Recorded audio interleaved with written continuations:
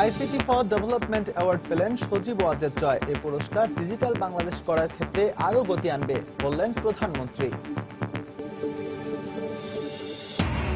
পল্টন থানায় নাশকতার মামলায় মির্জা ফখরুল সহ ২০ দলীয় জোটের ৭৪ জনের বিচার শুরু। ৪ ডিসেম্বর সাক্ষ্য গ্রহণ। জঙ্গি সংগঠন নব্য জেএমবিতে সক্রিয় করা হচ্ছে নারী ও শিশুদের। কর্মী সংকটে পরিবারের সদস্যদেরও দলে ভেড়াচ্ছে জঙ্গিরা। সিরাজগঞ্জে বোমা ও সরঞ্জাম সহ ৪ জন আটক। স্ত্রী হত্যায় সম্পৃক্ততার অভিযোগ গাজীপুরের কাউন্সিলরের বিরুদ্ধে। পরকীয়ায় বাধা দেয়ায় হত্যাকাণ্ড বলছে পরিবার। শ্বাসরোধে মৃত্যু জানালেন ময়নাতদন্তকারী চিকিৎসক। এবং সারা দেশে বজ্রপাতে একই দিনে ১৪ জনের মৃত্যু। টাঙ্গাইলে মারা গেছে ২ ছেলেসহ বাবা। নারায়ণগঞ্জে বিদ্যুতায়িত হয়ে মা মেয়ে সহ ৩ জনের মৃত্যু।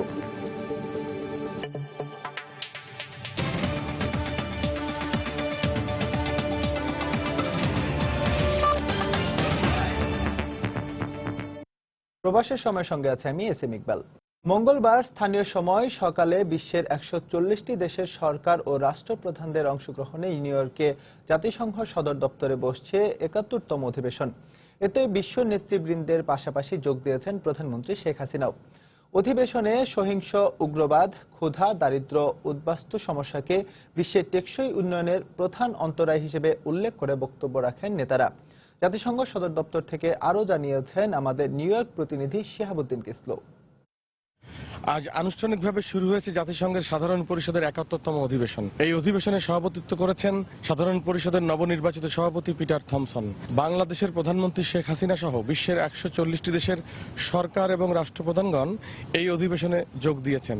সহিংস উগ্রবাদকে বিশ্বের প্রধানতম সমস্যা হিসেবে চিহ্নিত করে বিশ্ব নেতৃবৃন্দ এই উদ্বোধনী অনুষ্ঠানে বলেছেন, ক্ষুধা, দারিদ্র্য, পরমাণু শক্তির মহড়া, উদ্বাস্তু সমস্যা এবং মধ্যপ্রাচ্য সংকট বিশ্বের টেকসই উন্নয়নের পথে অন্যতম অন্তরায়।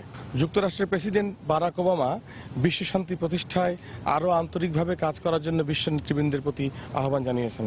এদিকে আজ বিকেলে যুক্তরাষ্ট্রের প্রেসিডেন্ট বারাক ওবামার আয়োজনে উদ্বাস্তু বিষয়ক বিশেষ সম্মেলনে যোগ দেবেন বাংলাদেশের প্রধানমন্ত্রী শেখ হাসিনা। আজ সাধারণ পরিষদে যোগদানের আগে বিশ্ব ব্যাংকের প্রেসিডেন্ট জন ইয়াং কিমকে সাক্ষাৎ দিয়েছেন বাংলাদেশের প্রধানমন্ত্রী শেখ হাসিনা। জাতিসংঘের সদর দপ্তর থেকে শিহাবুদ্দিন কিসলু, সময় সংবাদ, নিউ ইয়র্ক, যুক্তরাষ্ট্র।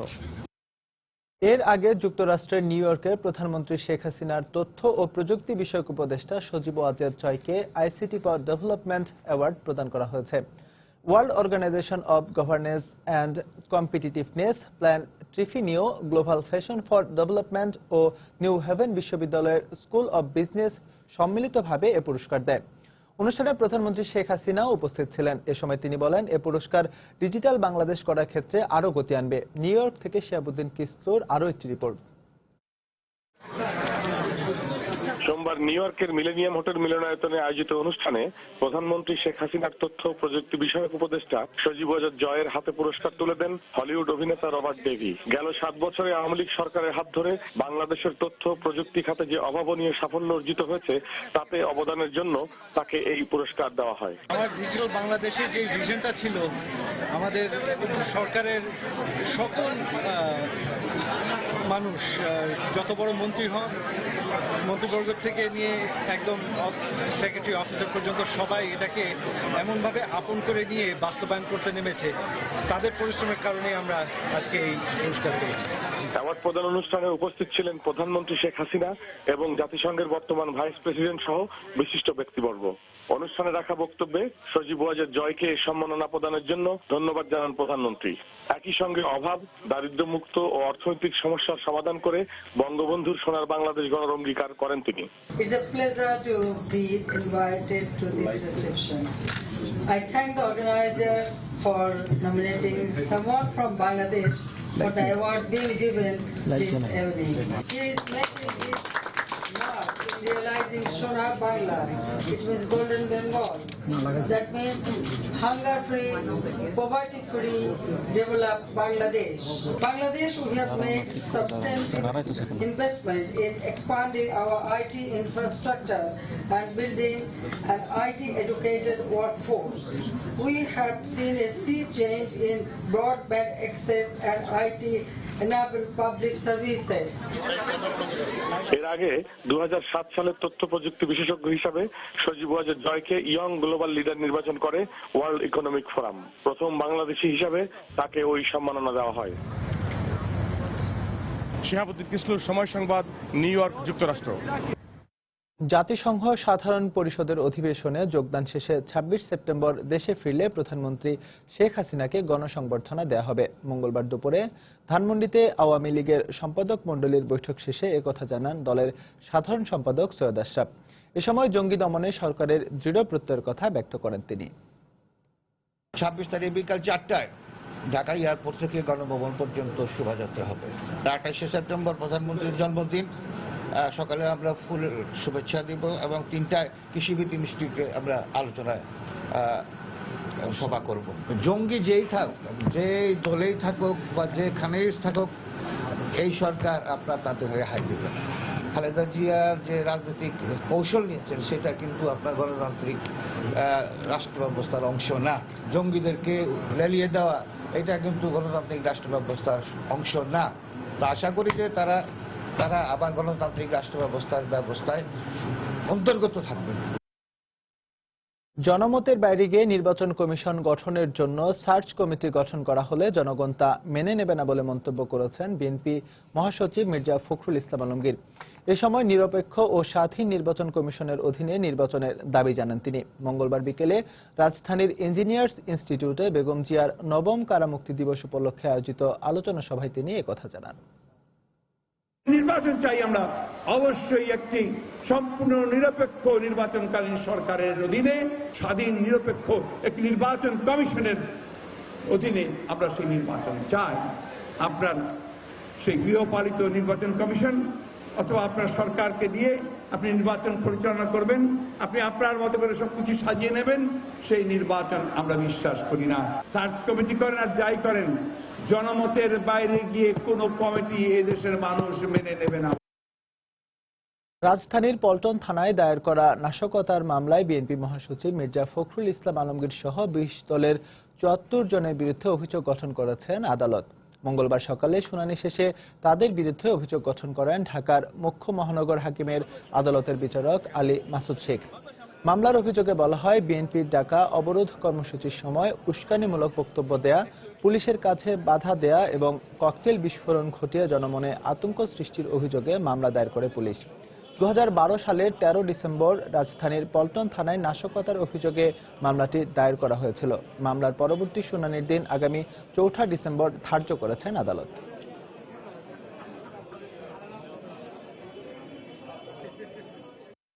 মির্জা ফখরুল ইসলাম আলমগীর কোনো কথা বলেছেন, কাউকে হুকুম করেছেন, কাউকে কোনো কার্যক্রমে অংশগ্রহণের জন্য আহ্বান জানিয়েছেন, এরকম কোনো বর্ণনা নাই।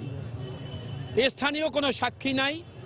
মির্জা ফখরুল ইসলাম আলমগীরকে আসামি করার জন্য পুলিশ তাদের সাজোয়া কিছু লোক দিয়ে অন্যায়ভাবে, যা মামলার মূল এজাহারের সাথে যার কোনো মিল নাই, এইরকম অমিল সম্বলিত কিছু বক্তব্য তার বিরুদ্ধে উপস্থাপন করে পুলিশ তার নিজস্ব কায়দায় মির্জা ফখরুল ইসলাম আলমগীরের বিরুদ্ধে এই মিথ্যা মামলা তৈরি করেছেন। আমরা আদালতের চার্জ বিষয়ে আমরা বলেছি, আদালত আসামিপক্ষের বক্তব্য দীর্ঘক্ষণ শুনেছেন। শোনার পরে আদালত সকল আসামির বিরুদ্ধে, মির্জা ফখরুল সহ সকল আসামির বিরুদ্ধে 143, 307, 186, 334 দ্বারা চার্জ গঠন করেছে এবং এই মামলাটি আগামী 4, 12, 16 তারিখে সাক্ষীর জন্য দিন ধার্য করেছেন। কোনো পরিকল্পনা ছাড়াই আবাসিক এলাকায় কারখানা গড়ে ওঠায় যে কোনো সময় ঘটতে পারে মারাত্মক দুর্ঘটনা। এই অবস্থায় বড় ধরনের কোনো দুর্ঘটনা ঘটলে বিপর্যয় নেমে আসবে বলে আশঙ্কা ফায়ার সার্ভিসের। বিভিন্ন সংস্থার সমন্বয়হীনতার কারণে এ ধরনের পরিস্থিতি সৃষ্টি হচ্ছে বলে মনে করছেন নগর পরিকল্পনাবিদরা। বিস্তারিত জানাচ্ছেন কমল দে। 60 বর্গ মাইলের এই চট্টগ্রামের জনসংখ্যা 60 লাখের বেশি। প্রতি বর্গ কিলোমিটারে বসবাস রয়েছে প্রায় 1 লাখ মানুষের। আর ঘনবসতিপূর্ণ এলাকায় গড়ে উঠছে বিপজ্জনক শিল্প কারখানা। বিশেষ করে চট্টগ্রাম উন্নয়ন কর্তৃপক্ষ সিডিএর মাস্টার প্ল্যানের কোনো ছাপে নেই এখানকার উন্নয়নে, ফলে চরম ঝুঁকির মধ্যে পড়তে হচ্ছে নগরবাসীকে। যদি আবাসিক এলাকাতে একটা বিল্ডিং এর মধ্যে আগুন লেগে যায় এরকম একটা শিল্প কারখানায়, তাহলে সেটার এফেক্ট আশেপাশে ভবনগুলির মধ্যে পড়বে। যারা আবাসিক এলাকায় থাকার জন্য নিজেরা বাড়ি ঘর বানিয়েছে, টাকা পয়সা ইনভেস্ট করেছে, তারা নিজেরা অজান্তে প্রান্তে এই বিপদের মধ্যে পড়ে যাবে। নগরীর উন্নয়ন ও নগরবাসীর সুযোগ সুবিধা দেখভালের সাথে যুক্ত সিটি কর্পোরেশন, সিডিএ, পরিবেশ অধিদপ্তর, ফায়ার সার্ভিসের মতো অন্তত 15টি সরকারি কিংবা স্বায়ত্তশাসিত প্রতিষ্ঠান, কিন্তু এর কোনোটির কাজে সমন্বয় নেই বলে অভিযোগ নগর পরিকল্পনাবিদদের। ভবনের অনুমোদন দেয় চট্টগ্রাম উন্নয়ন কর্তৃপক্ষ এবং অন্যান্য লাইসেন্স জেলা প্রশাসন থেকে শুরু করে বিভিন্ন ডিপার্টমেন্ট দিয়ে থাকে এবং এখানে কোনো কারোর সাথে কোনো যোগাযোগ নেই, সমন্বয় নেই। দেখা গেল যে এলাকায় ভবনের অনুমোদন নেই সে এলাকায় ইন্ডাস্ট্রি করার অনুমোদনটি পেয়ে গেছে অন্য কোনো কর্তৃপক্ষের কাছ থেকে। এর ফলে আগুনের মতো দুর্ঘটনা প্রতিরোধে রাখা হচ্ছে না কোনো ধরনের নিরাপত্তামূলক ব্যবস্থা। সে সাথে প্রাকৃতিক জলাধারগুলো চলে যাচ্ছে দখলে। বিল্ডিং এর সাথে আর একটা বিল্ডিং লেগে আছে, কিন্তু আমি মাঝখানে গিয়ে যে কাজ করার কথা সে পরিবেশ নাই। আমার ল্যাডারটা ফিট করতে পারবো না, আমার ইকুইপমেন্ট গুলো সেট আপ করতে পারবো না, তাহলে আমি দ্রুত গতিতে যে সার্ভিসটা দেওয়ার কথা সেই সার্ভিস আমার দেওয়া সম্ভব হবে না। এই অবস্থায় শৃঙ্খলা ফিরিয়ে আনতে যে সংস্থা সবচেয়ে বেশি ভূমিকা রাখা দরকার সেই পরিবেশ অধিদপ্তর রয়েছে নানা আইনি বাধ্যবাধকতার ঘেরাকলে। ইন্ডাস্ট্রিয়াল এরিয়াতে আবাসিক ভবনে যারা অনুমোদন দিচ্ছে দোষটা ঠিক তাদেরই হওয়া উচিত, কারণ এটা অলরেডি ঘোষিত। আপনারা রিসেন্ট দেখেছেন যে এখানে প্রচুর ভবন হয়েছে, আবাসিক ভবন, কিন্তু এটা ইন্ডাস্ট্রিয়াল এরিয়া। যথাযথ কর্তৃপক্ষ যারা এই ভবনের অনুমোদনটা দিচ্ছে ওদের আরো বেশি কনসাস হওয়া উচিত। শুধুমাত্র এই নগরীতে ছোট বড় গার্মেন্টস রয়েছে অন্তত 500। এর বাইরে বড় শিল্প হিসেবে স্টিল মিল কারখানা রয়েছে 8টির বেশি। এছাড়া অন্যান্য শিল্প কারখানার সংখ্যা 5000-এর কম নয় বলে জানিয়েছে ফায়ার সার্ভিস কর্তৃপক্ষ। কমল দে, সময় সংবাদ, চট্টগ্রাম। এদিকে দেশে ভয়াবহ বিভিন্ন শিল্প দুর্ঘটনায় দায়ের হওয়া একটি মামলারও বিচার শেষ হয়নি। একটি মামলা বিচারের পর্যায়ে গেলেও অধিকাংশ মামলা পড়ে আছে তদন্তে। এজন্য আইনি জটিলতা ও তদন্তে গাফিলতিকে দায়ী করছেন আইনজীবীরা। শ্রমিক অধিকার নিয়ে সোচ্চার সংগঠনগুলো বলছে, শ্রমিকদের স্বার্থ ও নিরাপত্তার দিকে নজর না দিয়ে শিল্প কারখানা মালিকদের কেবল মুনাফামুখী ব্যবসার প্রবণতার কারণে মৃত্যুর মিছিল থামছে না শিল্প খাতে। আফজাল হোসেনের রিপোর্ট। সাভারের স্পেকট্রাম, রানা প্লাজা থেকে গাজীপুরের টাম্পাকো প্রতিনিয়তই ঘটছে এ ধরনের শিল্প দুর্ঘটনা। বাংলাদেশ ইনস্টিটিউট অফ লেবার স্টাডিজের গত 18 বছরের হিসেবে শিল্প দুর্ঘটনায় নিহতের সংখ্যা 5375, আহত প্রায় 11,000 মানুষ, তাদের অধিকাংশই পোশাক শ্রমিক। প্রতিটি দুর্ঘটনার পর হত্যা ও ক্ষতিপূরণ চেয়ে আদালতে পৃথক মামলা হলেও একযুগেও শেষ হয়নি কোনো মামলার বিচার কাজ। শুধুমাত্র রানা প্লাজা ও তাজরিন মামলার আনুষ্ঠানিক বিচার শুরু হলেও অন্য মামলাগুলো আটকে আছে তদন্তেই। বিশেষজ্ঞরা বলছেন, আইনি জটিলতা ও তদন্ত কর্মকর্তাদের গাফিলতি দীর্ঘসূত্রিতার প্রধান কারণ। ফৌজদারি আইনে আমরা এই মামলাগুলো করি, সেইটার এক ধরনের দুর্বলতা তো আছে, এটা তো স্বীকার করতেই হবে। এখানে চাইলে আসলে ডিলে করানো যায়। পুলিশ যদি তাদের তদন্তটা শেষ না করেন তাহলে এখানে সরকারের সদিচ্ছার অভাব আছে মনে করি আমি। শাস্তি হতেই হবে। এটা এই জন্য না যে আমরা ওই ব্যক্তির শাস্তি চাচ্ছি, অবশ্যই আমরা অপরাধীর শাস্তি চাই, কিন্তু এই জন্য যে ভবিষ্যতে মানুষ যাতে সতর্ক হয়। একই সঙ্গে মামলাগুলো নিষ্পত্তির জন্য দ্রুত বিচার ট্রাইব্যুনালে পাঠানো, শিল্প কারখানা মালিকদের অতি মুনাফামুখী প্রবণতা রোধ এবং শ্রমিকদের স্বার্থ ও নিরাপত্তা নিশ্চিতে আইনি কাঠামো সৃষ্টির তাগিদ দিয়েছেন তারা। তারা মনেই করে না যে তাদের পণ্যর চাইতে শ্রমিকের জীবনের গুরুত্ব বেশি। রাষ্ট্র যদি দায়িত্ব নিয়ে নিজেদের উদ্যোগ নিয়ে যদি নিজেরা এই বিষয়গুলো ফয়সালা না করে তাহলে কিন্তু এর প্রতিকার হবে না। ব্যবসায়ীরা ব্যবসায়িক লাভের কথা চিন্তা করে মানুষের জীবনের তো বেশি কম মূল্য দিচ্ছেন, যেটা ফৌজদারি অপরাধ হিসেবে গণ্য হওয়া উচিত এবং এইটার জন্য আলাদাভাবে মামলা হওয়ার, আলাদাভাবে আইন তৈরি হওয়া প্রয়োজন। এদেরকে শাস্তির মুখোমুখি দাঁড় করানো। এছাড়া হতাহত শ্রমিকদের ক্ষতিপূরণের পরিমাণ নির্ধারণে উচ্চ আদালতের নির্দেশে গঠিত কমিটির সুপারিশ এবং আইএলওর তত্ত্বাবধানে মালিক শ্রমিক চুক্তির বাস্তবায়নের পরামর্শ তাদের। আফজাল হোসেন, সময় সংবাদ, ঢাকা। প্রবাসের সময় আরো থাকছে, রাজধানীতে পুলিশ কনস্টেবলের মিসফায়ারে এক রিকশা চালক আহত, গুলিবিদ্ধ অবস্থায় ঢাকা মেডিকেলে ভর্তি। স্ত্রী হত্যায় জড়িত থাকার অভিযোগ পাওয়া গেছে গাজীপুর সিটি কর্পোরেশনের ওয়ার্ড কাউন্সিলর সোলাইমান মিয়ার বিরুদ্ধে। পরকীয়ায় বাধা দেওয়ায় তিনি স্ত্রী নুসরাত জাহান টুপাকে নির্যাতন করে হত্যা করেছেন বলে অভিযোগ করেছেন নিহতের স্বজনরা। ময়নাতদন্তের প্রাথমিক প্রতিবেদনেও অভিযোগের সত্যতা মিলেছে। এদিকে ঘটনার পর থেকে পলাতক সোলাইমানকে ধরতে জোর তৎপরতা চলছে বলে জানিয়েছে পুলিশ। চঞ্চল স্বভাবের প্রাণবন্ত টুম্পার এই হাসিমাখা মুখ এখন কেবলই স্মৃতি। 12 বছরের সাজানো সংসার হলো তছনছ, সেই সাথে তাকেও চলে যেতে হলো দুনিয়া ছেড়ে। ঘটনার সূত্রপাত মোবাইল ফোনের এক ছবি নিয়ে। গত রোববার অন্য এক মেয়ের সঙ্গে স্বামী সোলাইমান মিয়ার ঘনিষ্ঠ ছবি দেখে প্রশ্ন তোলেন টুম্পা, আর এ নিয়েই দিনভর হয় কথা কাটাকাটি। সোমবার সকালে তালাবদ্ধ ঘরে কোনো সাড়াশব্দ না পেয়ে টুম্পার স্বজনদের খবর দেন বাসার কাজের লোক। পরে জানালা ভেঙে বিছানায় পড়ে থাকা রক্তাক্ত টুম্পাকে উদ্ধার করে নেওয়া হয় উত্তরার একটি বেসরকারি হাসপাতালে, কিন্তু ততক্ষণে চিকিৎসক তাকে মৃত ঘোষণা করেন। পরক্রিয়া প্রেমে বাধা হওয়ায় স্বামী সোলাইমান মিয়া টুম্পাকে হত্যা করেছে বলে অভিযোগ স্বজনদের। ছেলের মোবাইলে অন্য একটা মেয়ের সাথে আপত্তিকর অবস্থায় কোনো ছবি দেখে মেয়ের সাথে দ্বন্দ্ব শুরু হয়। পরের দিন সকালবেলা যখন বাইরে থেকে রুম তালাবদ্ধ দেখে, ডাকাডাকি করে না পেয়ে পরে তারা জানালা ভেঙে ওই মৃত অবস্থায় তাকে বিছানার উপরে পড়ে থাকতে দেখায়। মঙ্গলবার দুপুরে ঢাকা মেডিকেল মর্গে টুম্পার ময়নাতদন্ত শেষ হয়। গায়ে আঘাতের চিহ্ন সহ নানা আলামত দেখে চিকিৎসকদের মত, নির্যাতনের পর তাকে শ্বাসরোধ করে হত্যা করা হয়েছে। তার শরীরে বিভিন্ন জায়গায় ছোট বড় কিছু জখমের চিহ্ন পাওয়া গিয়েছে এবং তার গলায় কিছু জখমের চিহ্ন পাওয়া গিয়েছে। আপাতদৃষ্টিতে হত্যা বলেই মনে হচ্ছে আমাদের কাছে। এই ঘটনার সুষ্ঠু তদন্ত ও বিচার দাবি করেছেন টুম্পার স্বজনরা। তারা দেখা গেছে অনেক ক্ষমতাশালী, এখন ক্ষমতার অপব্যবহার করে জিনিসটা ধামাচাপা দেওয়ার চেষ্টা করে। এটা না করতে পারে, আমরা এটাই চাচ্ছি যে সঠিক বিচারটা হোক। এদিকে ঘটনার পর থেকেই স্বামী সোলাইমান পলাতক রয়েছেন। তাকে ধরতে জোর তৎপরতা চলছে বলে জানিয়েছে পুলিশ। তদন্তকারী অফিসার সহ ইন্সপেক্টর তদন্তের নেতৃত্বে একটা টিম গঠন করে দিয়েছি এবং তারা অলরেডি বিভিন্ন জায়গায় সার্চ করতেছে। নিহত টুম্পার 10 বছরের একটি ছেলে রয়েছে। এক যুগ আগে পারিবারিকভাবে বিত্তশালী ব্যবসায়ী সোলাইমান মিয়ার সঙ্গে টুম্পার বিয়ে হয় বলে জানান স্বজনরা। তারেকুজ্জামান শিমুল, সময় সংবাদ, ঢাকা। এদিকে কাউন্সিলর সোলাইমান মিয়ার স্ত্রী নুসরাত জাহান টুম্পার হত্যার প্রতিবাদে মানববন্ধন করেছে স্বজন ও এলাকাবাসী। মঙ্গলবার বিকেলে গাজীপুরের কোনাবাড়ি এলাকায় এই কর্মসূচি পালিত হয়। ঘণ্টাব্যাপী মানববন্ধনে স্বজনরা অভিযোগ করেন, স্বামী সোলাইমান মিয়ার পরকীয়ায় বাধা দেয় টুম্পাকে হত্যা করা হয়েছে। এ সময় তারা টুম্পার হত্যাকারীকে গ্রেফতার করে দৃষ্টান্তমূলক শাস্তির দাবি জানান।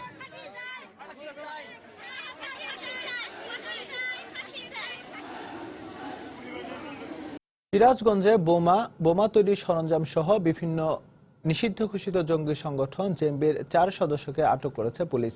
সোমবার রাতে সলঙ্গা এলাকা থেকে তাদের আটক করা হয়। পুলিশ জানায়, জেএমবির সিরাজগঞ্জ জেলা শাখার প্রধান জয়নাল আবেদিন, তার 2 ছেলে ও কোষাধ্যক্ষ আবু বকর এরানদহ গ্রামের নিজ বাড়িতে অবস্থান করছে এমন সংবাদের ভিত্তিতে অভিযান চালায় গোয়েন্দা পুলিশ। অভিযানে 10টি তাজা বোমা তৈরির সরঞ্জাম, জঙ্গিবাদী বই সহ তাদের আটক করা হয়। প্রাথমিক জিজ্ঞাসাবাদ শেষে আটককৃতরা জেএমবির সক্রিয় সদস্য বলে স্বীকার করেছে বলে জানিয়েছে পুলিশ।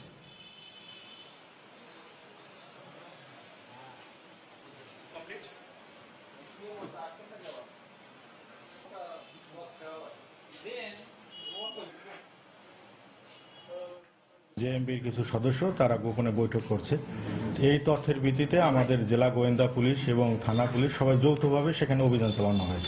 তো অভিযান চালিয়ে আমরা সেখানে বৈঠক করাকালীন সময়ে 4 জনকে অ্যারেস্ট করতে সক্ষম হই। এদেরকে জিজ্ঞাসাবাদ করে আমরা প্রাথমিকভাবে এটা নিশ্চিত হই যে তারা জেএমবির সক্রিয় সদস্য এবং তারা নিয়মিতভাবে তাদের আর্থিক সামর্থ্য অনুযায়ী তারা চাঁদা প্রদান করত জেএমবি সদস্য।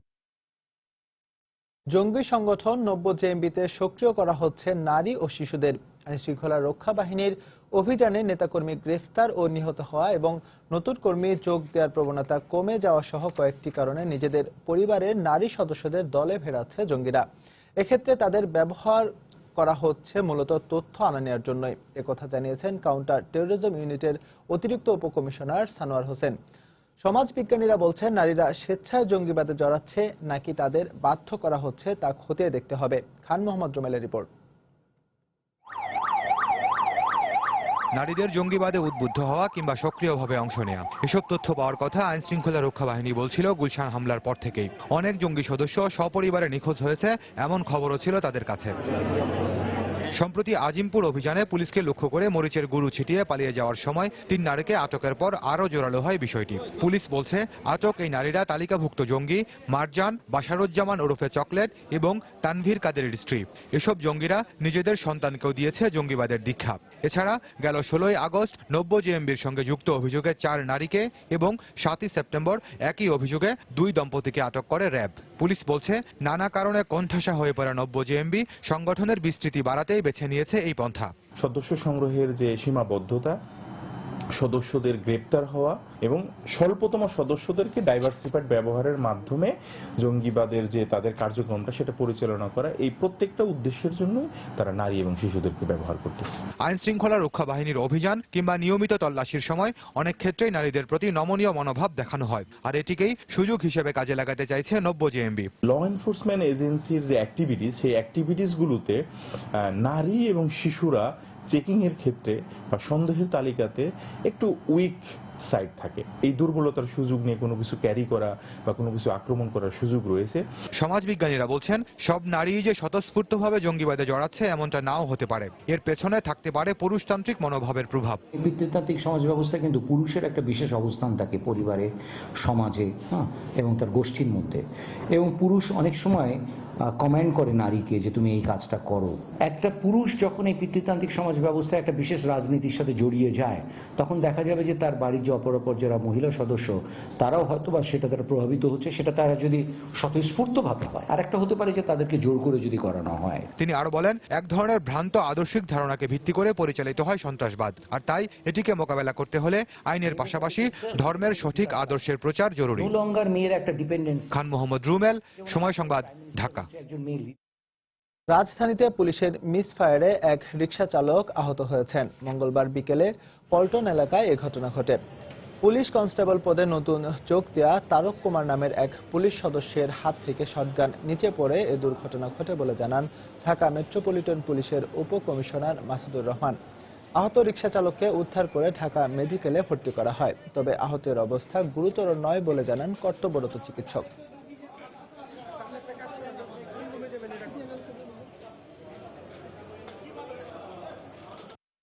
রোগীর অবস্থা আশঙ্কাজনক কোনো কিছু না, তার শরীরে 2-3টা জায়গায় একটু ছুলে গেছে, অর্থাৎ অ্যাবডাকশনের মতো হয়েছে।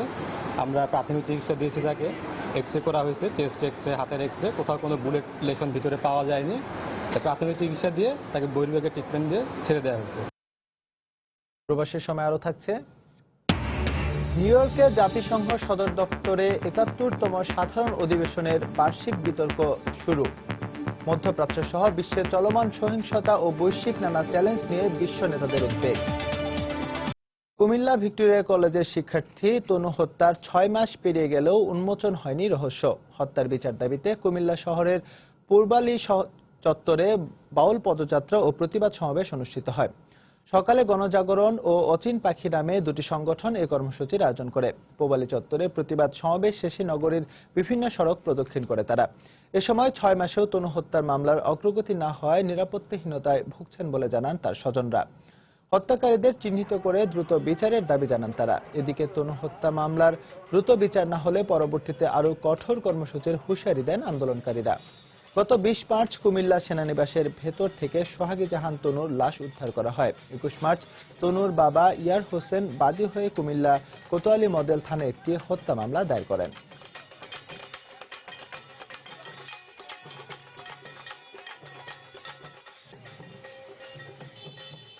খালি কইতেছে তারা আমরা দেখতেছি কইতেছে কোনো আমি রিপোর্ট পাইতেছি না। তারা খালি ভাইও পাল্টায়, এরপরে নাজুল করিমে জাহাঙ্গীর পরে আর কোনো আমি খবরই পাইছি না। পরবর্তী কর্মসূচিতে আমরা সকল শিক্ষা প্রতিষ্ঠান থেকে আহ্বান জানাবো, সকল শিক্ষা প্রতিষ্ঠানের স্ব লোগো নিয়ে তারা পূবালী চত্বরে জমায়েত করবে। রাষ্ট্রের এত বড় দায়িত্বশীল কর্মকর্তা থাকা সত্ত্বেও কেন এত দেরি হচ্ছে আমাদের জানার প্রয়োজন। সারা দেশে মঙ্গলবার বজ্রপাতে 14 জনের মৃত্যু হয়েছে। এর মধ্যে টাঙ্গাইলে বজ্রপাতে মারা গেছেন বাবা ও 2 ছেলে। এছাড়া কিশোরগঞ্জ, সুনামগঞ্জ, মানিকগঞ্জ ও ময়মনসিংহে বজ্রপাতে মারা গেছে আরও 9 জন। টাঙ্গাইলের মধুপুর থানার ভারপ্রাপ্ত কর্মকর্তা শফিকুল ইসলাম জানান, ভোরে উপজেলার মাগুন্দি গ্রামে নিখিল হাজন নামে এক ব্যক্তির ঘরের টিনের চালে বজ্রপাত হয়। এতে ঘটনাস্থলে নিখিল জাহান এবং তার 2 ছেলের মৃত্যু হয়। এ ঘটনায় দগ্ধ হন নিখিলের স্ত্রী। পরে তাকে উদ্ধার করে মধুপুর উপজেলা স্বাস্থ্য কমপ্লেক্সে ভর্তি করা হয়। এদিকে কিশোরগঞ্জের করিমগঞ্জে বজ্রপাতে মা ও ছেলের মৃত্যু হয়েছে। প্রত্যক্ষদর্শীরা জানান, বৃষ্টির কারণে লতিফা বেগম ও তার ছেলে রিমন মিয়া ঘরের ভেতরে অবস্থান করছিলেন। হঠাৎ করেই তাদের বসতঘরের উপর বজ্রপাত হলে ঘটনাস্থলেই তাদের মৃত্যু হয়। এ ঘটনায় আহত হয়েছেন একই পরিবারের আরও একজন। এছাড়া সুনামগঞ্জের দিরাই উপজেলার আতনির বিলে বজ্রপাতে 5 জেলে নিহত হয়েছেন। এছাড়া মানিকগঞ্জ ও ময়মনসিংহে আরও 2 জন নিহত হয়েছেন।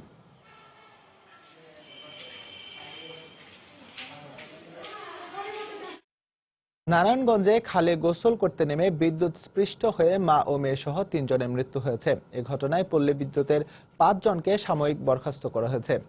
পুলিশ ও প্রত্যক্ষদর্শীরা জানায়, মঙ্গলবার বেলা 12টার দিকে বন্দর উপজেলার শুভকরদি এলাকায় চর ধলেশ্বরী খালের উপর দিয়ে টানা তারটি ছিঁড়ে যায়। খবর পেয়ে পল্লী বিদ্যুতের লাইনম্যানরা ঘটনাস্থলে পৌঁছে তারটি জোড়া দিয়ে সংযোগ চালু করে। এর কিছুক্ষণ পর তারটি আবারও ছিঁড়ে পানিতে পড়ে যায়। এ সময় গোসল করতে আসা কৃষ্ণা ঘোষ ও তার মেয়ে শান্তি ঘোষ এবং মাসুদ নামে আরও একজন বিদ্যুৎ স্পৃষ্ট হয়ে মারা যান। এলাকাবাসীর অভিযোগ, বিদ্যুতের সংযোগ বন্ধ না করে ত্রুটি মেরামতে এ ঘটনা ঘটেছে।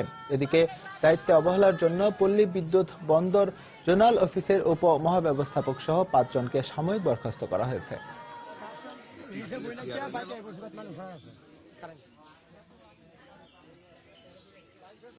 পুষ্টিগুণ ভালো হয় রুটি সহ অনেক খাবার তৈরিতে ব্যবহার করা হয় আটা।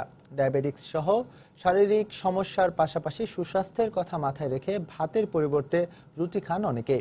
এ কারণে দিন দিন বেড়ে চলেছে আটার চাহিদা। বিষয়টি মাথায় রেখে বহুমাত্রিক গবেষণার মাধ্যমে গুণগত মান বেড়েছে আটার। এরই ধারাবাহিকতায় বাজারে এসেছে ফাইবার আটা বা আঁশ সমৃদ্ধ লাল আটা। পুষ্টি বিশেষজ্ঞরা বলছেন, আঁশ সমৃদ্ধ এই লাল আটা বয়স্ক মানুষের জন্য স্বাস্থ্যসম্মত। আটাই পুষ্টি, ভাতে বাড়ে মেদ। পুষ্টিবিদদের মতে খাদ্যগুণ বিচারে ভাতের চেয়ে অধিক ক্যালোরি উৎপাদনে সক্ষম আটা। এছাড়া ডায়াবেটিক্স, কোষ্ঠকাঠিন্য ও হার্টের সমস্যা সহ শারীরিক নানা সমস্যার পাশাপাশি ফিটনেস ধরে রাখতে আটা রুটি খান সব বয়সী মানুষ। এ কারণে আটার চাহিদা দিন দিন বেড়েই চলেছে। আটা আরো স্বাস্থ্যসম্মত করতে গুণগত মানেও এসেছে পরিবর্তন। বর্তমানে বাজারে পাওয়া যাচ্ছে ফাইবার বা আঁশযুক্ত লাল আটা। ক্রেতারা জানালেন, দেখতে একটু ভিন্ন হলেও খেতে সুস্বাদু লাল আটার রুটি। গমের যে খোসাটা এটা এর ভিতরে থাকে, যার জন্য এটা কোষ্ঠকাঠিন্যর জন্য লাল আটাটা অবশ্যই ভালো, ডায়াবেটিকের জন্য ভালো। দেখতে একটু অন্যরকম মনে হয়, কিন্তু টেস্টি এবং শরীরের জন্য ভালো। বাজারে লাল আটার বেশ চাহিদা রয়েছে বলে জানালেন বিক্রেতারা। যারা নিচ্ছে একবার তারা আবার আইসা চাইতেছে, নিতেছে। লাল আটার চাহিদা আটা মোটামুটি ভালোই আছে এখন বর্তমানে চাহিদা। 2 কেজি 80 টাকা, মোটামুটি ওগুলার তুলনায় একটু বেশি। যদি আর একটু কমে তাহলে আর একটু বেশি চলবে। বিশেষজ্ঞরা বলছেন, খুব সহজে হজম হয় লাল আটা বয়স্কদের শরীরের জন্য খুবই স্বাস্থ্যকর।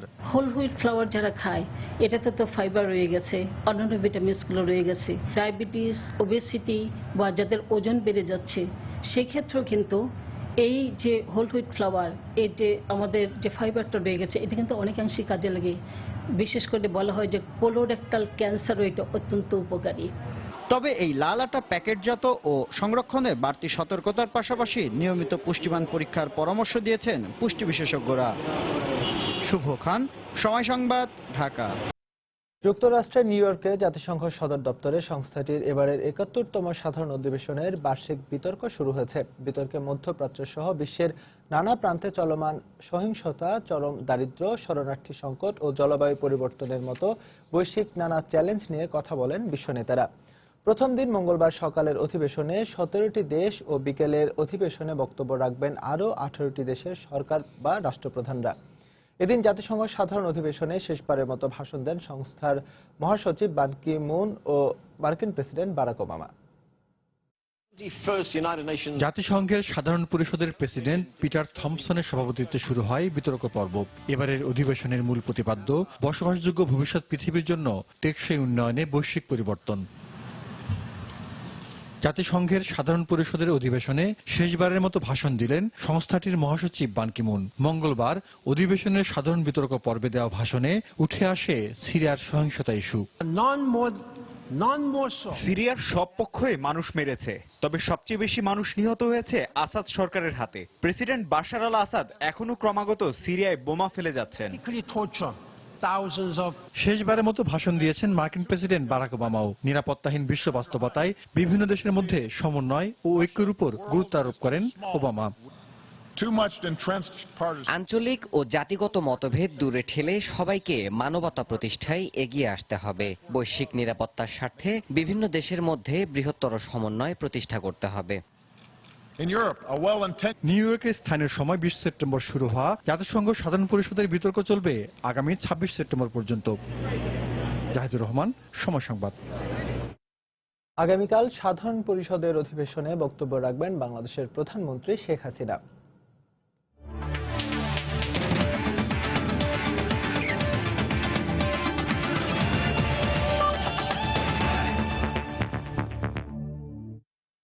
বাংলাদেশ আফগানিস্তান ওয়ানডে সিরিজের খবর। আফগানিস্তানের সঙ্গে প্রস্তুতি ম্যাচ খেলার জন্য 13 সদস্যের দল ঘোষণা করেছে বাংলাদেশ ক্রিকেট বোর্ড। বিসিবি একাদশের সঙ্গে একটিমাত্র প্রস্তুতি ম্যাচ খেলার সুযোগ পাবে আফগানিস্তান। ফতুল্লাহ খান সাহেব উসমানী স্টেডিয়ামে 23 সেপ্টেম্বর বিসিবি একাদশের মুখোমুখি হবে আফগানিস্তান। ওয়ানডে খেলার আগে বাংলাদেশের আবহাওয়ার সঙ্গে মানিয়ে নিজেদের প্রস্তুতি ম্যাচের সুযোগ পাচ্ছে আফগানরা। 13 সদস্যের বিসিবি একাদশে স্থান পেয়েছেন ইমরুল কায়েস, এনামুল হক বিজয়, মোসাদ্দেক হোসেন সৈকত, সাব্বির রহমান, লিটন দাস, শোভাগত হোম, আবু হায়দার রনি, সঞ্জামুল ইসলাম, কামরুল ইসলাম রাব্বি, আল আমিন জুনিয়র, সুভাষ রায়, মেহেদী হাসান মিরাজ, আলাউদ্দিন বাবু। বিসিবি ঘোষিত 20 সদস্যের ওয়ানডে পুল থেকে 7 জনকে প্রস্তুতি ম্যাচের জন্য বেছে নিয়েছে বিসিবি। 25 সেপ্টেম্বর প্রথম ওয়ানডেতে বাংলাদেশের মুখোমুখি হবে আফগানিস্তান।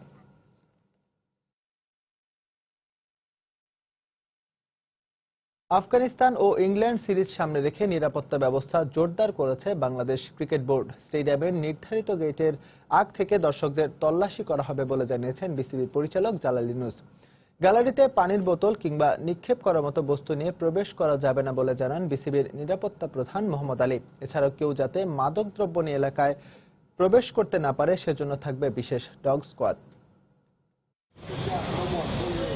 কোনো প্রকার অপ্রীতিকর ঘটনা এড়াতেই এভাবে বিশেষ প্রশিক্ষণপ্রাপ্ত এই কুকুর স্টেডিয়াম এলাকার নিরাপত্তা বাহিনীর সদস্যদের সহযোগিতা করবে। স্টেডিয়াম সংলগ্ন এলাকায় কোনো প্রকার মাদকদ্রব্য নিয়ে প্রবেশ করলেই দূরত্ব যতই হোক না কেন বাতাসে গন্ধ পেলেই রেহাই নেই এই কুকুরের দল থেকে।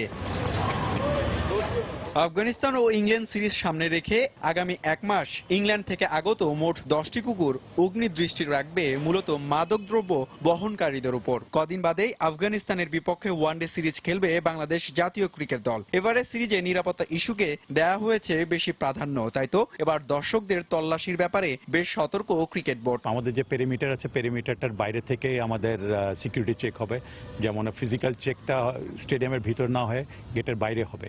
তো সেজন্য হয়তো কিছু সময় লাগবে, একটা কিউ হয়ে যেতে পারে, বড় একটা লম্বা লাইন হয়ে যেতে পারে।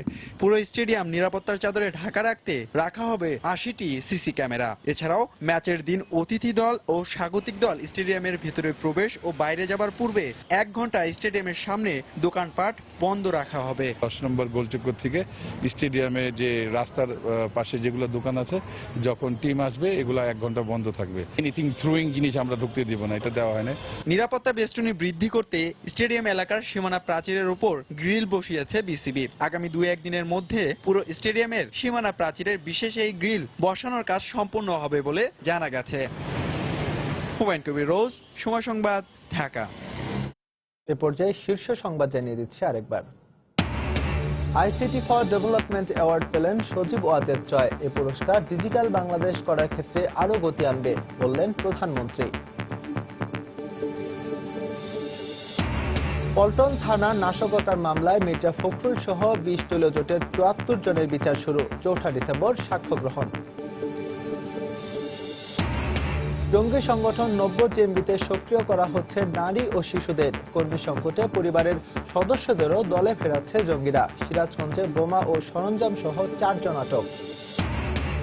স্ত্রী হত্যায় সম্পৃক্ততার অভিযোগ গাজীপুরের কাউন্সিলরের বিরুদ্ধে। পরকীয়ায় বাধা দেয় হত্যাকাণ্ড বলছে পরিবার। শ্বাসরোধে মৃত্যু জানালেন ময়না তদন্তকারী চিকিৎসক। এবং সারা দেশে বজ্রপাতে একই দিনে 14 জনের মৃত্যু। টাঙ্গাইলে মারা গেছে 2 ছেলে সহ বাবা। নারায়ণগঞ্জে বিদ্যুতায়িত হয়ে মা মেয়ে সহ 3 জনের মৃত্যু। এই ছিল প্রবাসের সময়। যে কোনো খবর পেতে ভিজিট করুন সময়নিউজ.টিভি। যে কোনো বাংলা লিংক, রবি ও সিটিসেল নম্বর থেকে সময় সংবাদের খবর, অনুষ্ঠান সূচি জানতে এবং যে কোনো তথ্য সময় সংবাদকে জানাতে ডায়াল করুন 16242 নম্বরে। এছাড়া এইমাত্র পাওয়া খবর আপনার মোবাইল ফোনে পেতে SMS করুন *BN লিখে পাঠিয়ে দিন 16242 নম্বরে। সঙ্গে থাকুন সময়ের।